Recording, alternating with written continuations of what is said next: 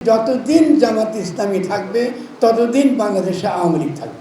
৭১ negotiable না, ৭১ negotiable না। কারণ ৭১-এ আমরা প্রথম রাজনৈতিক জনগোষ্ঠী হিসেবে আমরা ইতিহাসে হাজির হয়েছি।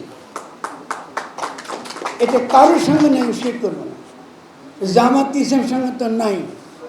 আমি বারবার একটা কথা বলেছি, যদিও তারা অনেকে রাগ করেছে। আমি বলেছি যতদিন জামাত ইসলামী থাকবে ততদিন বাংলাদেশে আওয়ামী লীগ থাকবে। আমি জামাতি ইসলামী নাম নিয়ে রাজনীতি করার ঘোর বিরোধী। কারণ আমাদেরকে অবশ্যই ইসলাম আমাদের ধর্ম, তার নীতিগত দিক, তার নৈতিক দিক, নতুন রাষ্ট্র গঠন, নতুন সমাজ গঠনের জন্য অত্যন্ত গুরুত্বপূর্ণ। আপনারা যদি আমার লন্ডনে বহু বছর মন্দির ছিল, লন্ডনে বলতে শুনেছেন, সে লন্ডনে এই ইসলামীদের সামনে আমরা বলেছি সাম্য, মানবিক মর্যাদা, সামাজিক ন্যায় বিচার, এটা কি ইসলাম বিরোধী নাকি ইসলামপন্থী নীতি?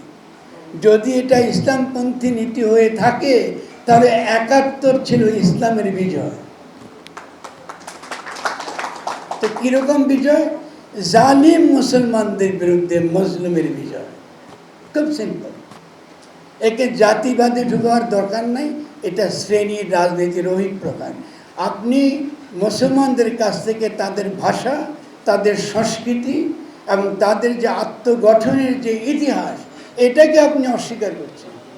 বাঙালি বলতে বাঙালি মুসলমান বোঝায়। হোসেন শাহর আমল থেকে শুরু করে, চৈতন্যের আন্দোলন থেকে শুরু করে আজ পর্যন্ত দেখুন, বাঙালি মাত্রই বাঙালি মুসলমান। যদিও আমাদের ভাই কমরেডরা পশ্চিম বাংলা, তারা অনেক সময় মনে করেন জন্মসূত্রে তারা বাঙালি। জন্মসূত্রে বাঙালি হওয়া যায় না।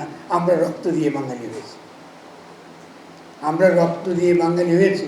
ফলে কেউ যদি ইসলামের নাম করে আমার সে অর্জনকে নিতে চায়, এটা কিন্তু আমরা গ্রহণ করব না। ২ নম্বর পয়েন্ট হচ্ছে ৭২ সালের সংবিধান আমরা অবশ্যই বাতিল চাই। এই ব্যাপারে কোনো কম্প্রোমাইজ নাই। কেন চাই? আমি কিছু লিগেল, আমি আশা করেছি রাজ্জাকি ভাই যেহেতু আইনের আমার চেয়ে ভালো বুঝেন, এ ব্যাপারে কিছু বলবেন, আমি তার কাছে শিখবো। আমি